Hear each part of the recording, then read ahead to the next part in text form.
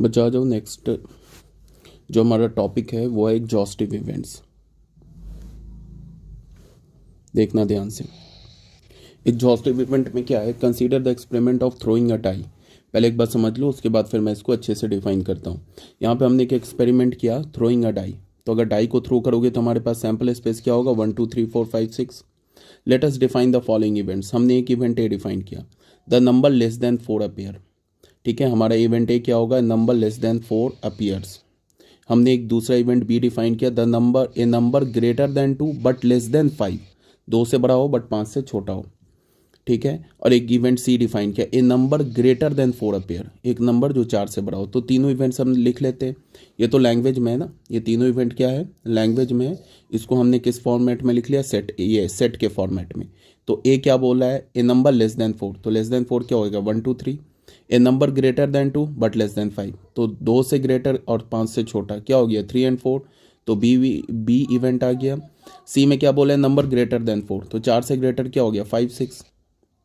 We observe that A union B union C ले लो तो हमारा क्या आ जाएगा, सैंपल स्पेस आ जाएगा। सच इवेंट्स, हमारे पास हमने क्या लिया, 3 इवेंट्स लिया, A B and C, are called exhaustive events. क्यों इसे एग्जॉस्टिव इवेंट बोल पाए, बिकॉज क्या है कि इन तीनों का यूनियन क्या हो गया, हमारा sample space.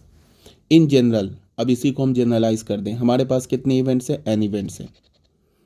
Are N events of a sample space S. किसी सैंपल स्पेस एस के करॉस्पॉन्डिंग एन इवेंट्स हैं और उन एन इवेंट्स का यूनियन लो, E1 union E2 union E3 union En। इसको हम कैसे लिखते हैं, इस तरह से लिखते हैं।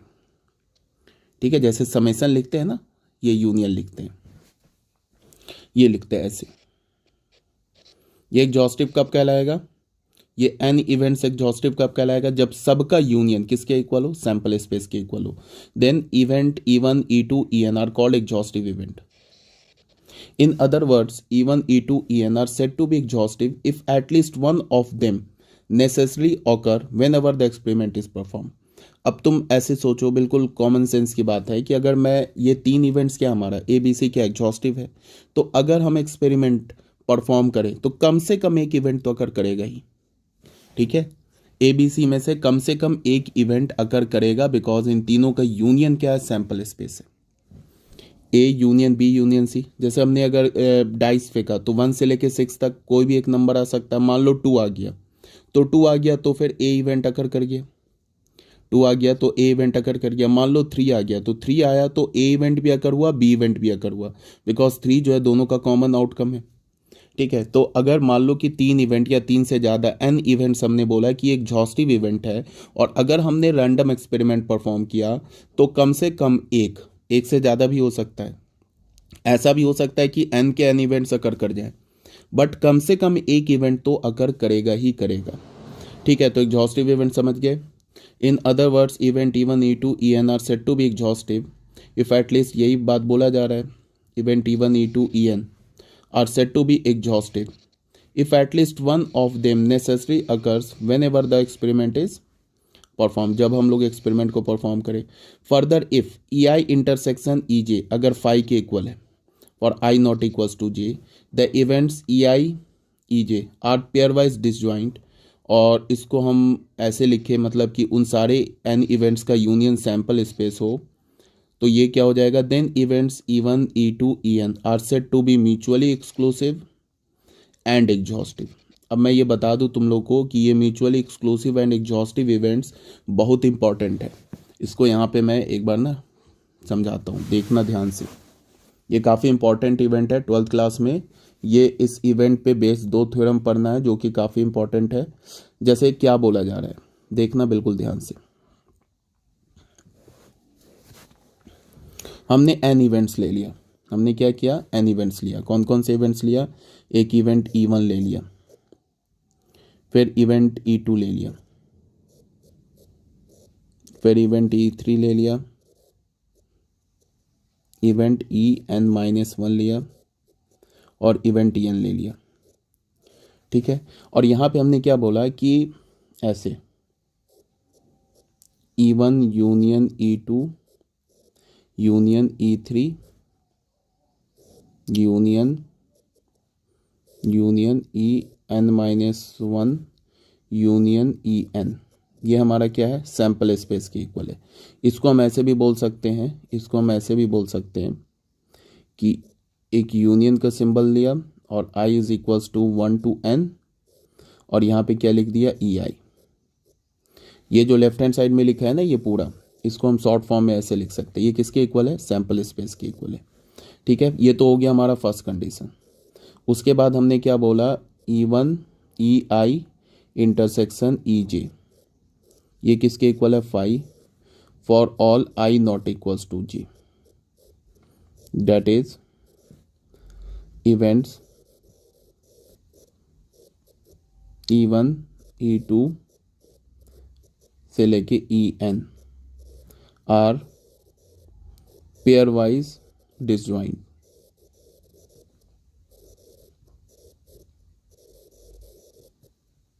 इसको हमने सेकंड कंडीशन डाल दिया। देखो हमारे पास कितने इवेंट्स हैं, n इवेंट्स हैं। n इवेंट्स हमने लिया, इस n इवेंट्स में हमने दो कंडीशन डाल दिया। पहला कंडीशन क्या डाला, ये कंडीशन डाला, पहला ये कंडीशन डाल दिया, फर्स्ट कंडीशन हमने ये डाल दिया। वो जो n इवेंट्स लिया उसमें पहला कंडीशन ये डाल दिया। ठीक है, दूसरा कंडीशन क्या डाला, दूसरा कंडीशन ये डाल दिया। ठीक है, n इवेंट्स में अगर हमने ये दोनों कंडीशंस डाल दिए n इवेंट्स में, तो ये जो n इवेंट्स है ये क्या हो गया, ये हो गया हमारा एग्जॉस्टिव भी हो गया। और ये कंडीशन क्या बता रहा है कि वो म्यूचुअली एक्सक्लूसिव भी हो गया। पेयर वाइज डिसजॉइंट बोलने का क्या मतलब है, पेयर वाइज डिसजॉइंट बोलने का मतलब है कि इस n इवेंट्स में से, ये जो n इवेंट्स है इसमें से कोई भी दो इवेंट उठा लो, उसका इंटरसेक्शन 5 है। तो अगर कोई भी दो उठाओगे तो कोई भी तीन का भी इंटरसेक्शन 5 होगा, बिकॉज कोई भी तीन के इंटरसेक्शन में कोई भी दो इवेंट आ जाएगा, उसका इंटरसेक्शन 5 होगा, तो तीनों का इकट्ठे 5 होगा। इसका मतलब कोई चार भी इवेंट उठा लोगे तो उसका इंटरसेक्शन 5 होगा, और सारे इवेंट इकट्ठे उठा लोगे तो भी इंटरसेक्शन 5 होगा। समझ रहे हो बात को। तो ये जो इवेंट्स हुआ ना हमारा, जो हम लोग यहाँ से क्या बोलेंगे, फ्रॉम 1 and 2 ऐसे बोलेंगे, from 1 and 2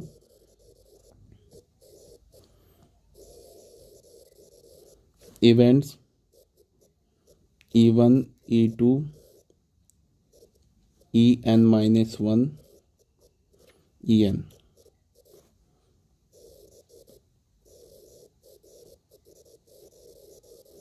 are mutually exclusive as well as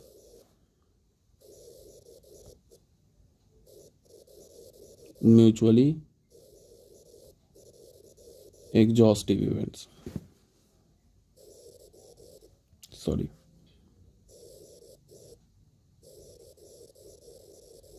exhaustive, mutually exclusive भी है as well as mutually exhaustive भी है। तो ये जो mutually exclusive and mutually exhaustive है ये बहुत ही इंपॉर्टेंट है। ये समझ में आ रहा है ना, ये क्या बोल रहा हूँ, ये सेकंड कंडीशन ये बोल रहा है कि कोई भी दो, यहाँ पे i नॉट इक्वल्स टू जे है, कोई भी दो सेट उठा लो उसका इंटरसेक्शन 5 है, तो कोई भी तीन सेट उठा लोगे। अच्छा, अगर मैंने इसको बोला कि ये पेयर वाइज डिसजॉइंट है, इसका मतलब क्या है कि पेयर वाइज कितने कॉम्बिनेशन बन सकते हैं, NC2 कॉम्बिनेशन बन सकते हैं, दो दो सेट का लोगे तो NC2 कॉम्बिनेशन बनाओगे, उसमें क्या हो जाएगा, किसी भी दो सेट का जो इंटरसेक्शन होगा 5 होगा, फिर किसी भी तीन सेट का इंटरसेक्शन 5 होगा, फिर किसी भी चार सेट का इंटरसेक्शन 5 होगा। ऐसे करते जाओगे तो लास्ट में सारे सेट का इकट्ठे इंटरसेक्शन लोगे 5 होगा। और ये ऑलरेडी बता चुका हूँ मैं कि इसका वैल्यू क्या होता है, 2 to the power n-2। मतलब इतने कंडीशंस बन जाएंगे जिसमें सेट का इंटरसेक्शन क्या होगा, 5 होगा।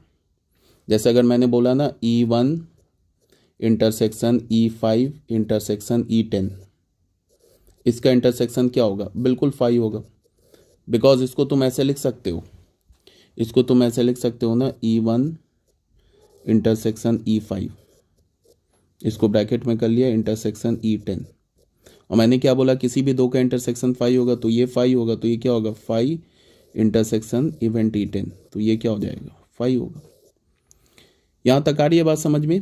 अब ये जो म्यूचुअली एक्सक्लूसिव और एग्जॉस्टिव इवेंट है, इसको एक बार देखो, ये वेन डायग्राम में कैसा दिखेगा वो देख लो, वेन डायग्राम ही। और ये काफ़ी इंपॉर्टेंट है, मैं ऑलरेडी बता चुका हूँ कि ये जो ये है ये इम्पॉर्टेंट है, इसको समझना है कि ये इसका वेन डायग्राम, ये 12th में पढ़ोगे आप, Bayes theorem and theorem of total probability, ये दो काफ़ी इंपॉर्टेंट थ्योरम है प्रोबेबिलिटी के, उसमें देखोगे। जैसे ही हमने वेन डायग्राम ले लिए, क्या ले लिया, इसको यूनिवर्सल सेट ले लिया, उसके बाद फिर हमने क्या किया, ऐसे बनाया।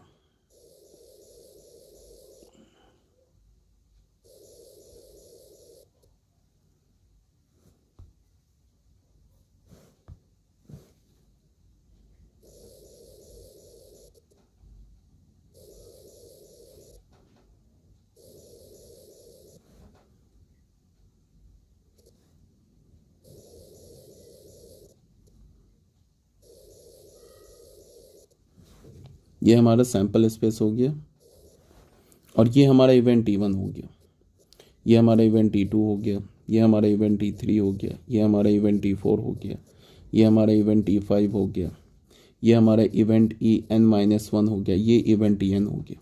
अब यहाँ पे क्लियर है इस वेन डायग्राम से कि कोई भी दो इवेंट देख लो, सब म्यूचुअली एक्सक्लूसिव है। ये जो ऐसे है ना, ये इवेंट E1 है, ये जो रीज़न देख रहे हो ना, ये इवेंट E1 है, इवेंट E1 का रीज़न है, ये इवेंट E2 का रीज़न है, ठीक है ना। अब कोई भी दो इवेंट देख लो या कोई भी तीन देख लो, सब क्या हमारा इवेंट जो है वो एक्सक्लूसिव है, किसी इवेंट का किसी दूसरे इवेंट के साथ इंटरसेक्शन फाई है, और सारे इवेंट्स का यूनियन ले लो तो पूरा सैंपल स्पेस कवर हो गया। तो ये जो डायग्राम है ना, ये किसका है, mutually exclusive, mutually exclusive and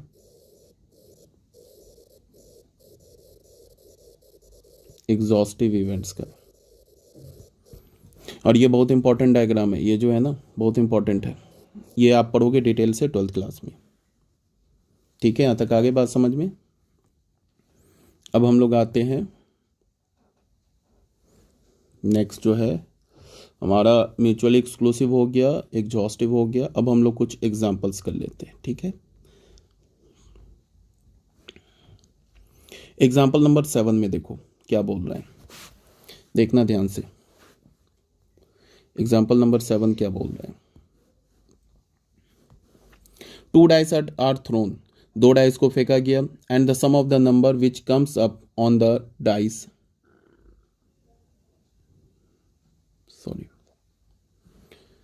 comes on the dice is noted. Let us consider the following events associated. एक हमने दो डाइस को फेंका और हमने क्या बोला, एक इवेंट ए बोला, क्या the sum is even, sum even होना चाहिए। बी इवेंट क्या बोला, the sum is a multiple of 3, 3 का मल्टीपल होना चाहिए। सी इवेंट क्या बोला, the sum is less than 4 होना चाहिए।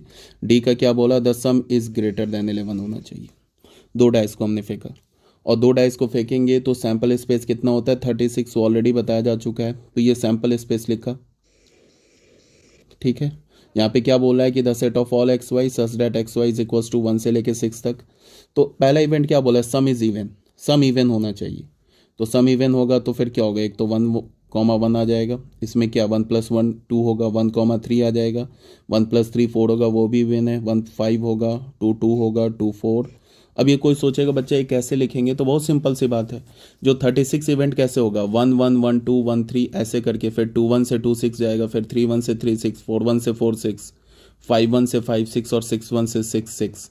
तो सारे इवेंट्स को तुमको ना अपने दिमाग में मेंटली कैलकुलेट करना होगा ऐसे। 1 1 आ गया तो इवन हो गया, फिर 1 2 आया तो ऑड हो गया, छोड़ दिया, फिर 1 3 आया तो 1 + 3 4 इवन हो गया तो उसको ले लिया। इस तरह से माइंड में कैलकुलेट करके लिखना पड़ेगा।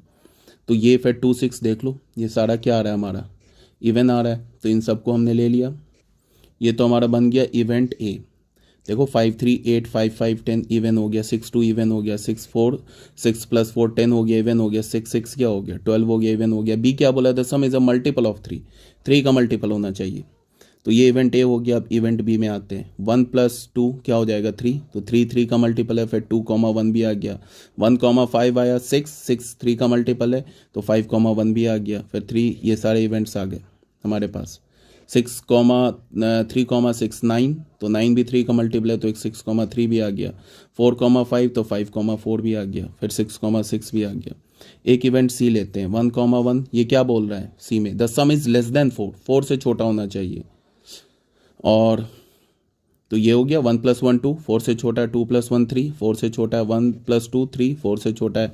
डी क्या बोला है, the sum is greater than 11, तो एक ही इवेंट है जिसमें एक ही एलिमेंट्री इवेंट है जिसमें सम क्या होगा 11 से ग्रेटर होगा, वो क्या होगा 6,6। तो डी इवेंट क्या हो गया हमारा 6,6। यहाँ तक बात है। Which pair of this events are mutually exclusive, बोला कि कौन सा इवेंट म्यूचुअली एक्सक्लूसिव है। अब जैसे मैंने बोला ना कि जनरली 2 इवेंट के लिए हम लोग वर्ड यूज़ करते हैं एक्सक्लूसिव, बट म्यूचुअली एक्सक्लूसिव भी बोल सकते हो। 2 से ज़्यादा इवेंट के लिए हम लोग म्यूचुअली एक्सक्लूसिव वर्ड यूज़ करते हैं, बट बोल सकते हो कि which of the following is mutually exclusive. A intersection B देख लो, यहाँ पे ए इंटरसेक्शन बी में क्या होना चाहिए, 3 का मल्टीपल भी होना चाहिए और सम इवन भी होना चाहिए। तो देख लो ये क्या है 5 + 1 6, 3 का मल्टीपल भी यहाँ भी होगा 5 1, तो ये हो गया। ए इंटरसेक्शन बी में तो इतने सारे एलिमेंट्स आ गए कॉमन, 5 के इक्वल नहीं है, तो A and B are not mutually exclusive. A और बी क्या हो गया हमारा म्यूचुअली एक्सक्लूसिव नहीं हुआ। फिर क्या बोला, ए और सी को देख लो, इवन होना चाहिए। देखो 1 + 1 2, तो पहले ही एलिमेंट कॉमन आ गया। तो ए इंटरसेक्शन बी भी 5 नहीं है, ए डी बी 5 नहीं है, बी डी बी सब देख लो। ये तो इंटरसेक्शन लेने वाली बात हो गई, ये तो कर लेना। 10 the pair A C A D B C B D are not mutually exclusive events. Also C intersection D, C और डी ये दोनों 5 है, सी और डी का इंटरसेक्शन 5 है। So C and D are mutually exclusive events. C और D क्या हो गया हमारा म्यूचुअली एक्सक्लूसिव इवेंट्स हो गए। इसमें तो कुछ है ही नहीं, बट म्यूचुअली एक्सक्लूसिव इवेंट्स और एग्जॉस्टिव इवेंट्स का मतलब समझना है।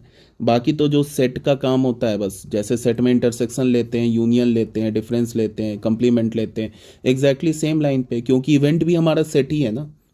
इसीलिए मैंने स्टार्टिंग में बोला था कि अगर तुम्हें सेट आता है, इसमें सेट 90% यूज़ होगा इस चैप्टर में और 10% पीएनसी यूज़ होगा। अगर तुम्हें सेट आता है अच्छे से और पीएनसी आता है, पीएनसी का थोड़ा बहुत आता है, मतलब परमुटेशन कॉम्बिनेशन का डेफिनेशन आता है, थोड़ी बहुत प्रॉपर्टी आती है, तो उसके बाद प्रोबेबिलिटी में कुछ नहीं बचता है। प्रोबेबिलिटी की अपनी जो थ्योरी है, अपना जो थ्योरम है, सिर्फ एक एग्जाम से एक 3 एग्जाम से उसी पर बेस्ड है। बाकी जो भी यूज़ होगा पीएनसी और सेट का 90% सेट यूज़ होगा, 10% पीएनसी यूज़ होगा। ठीक है फिर, ओके।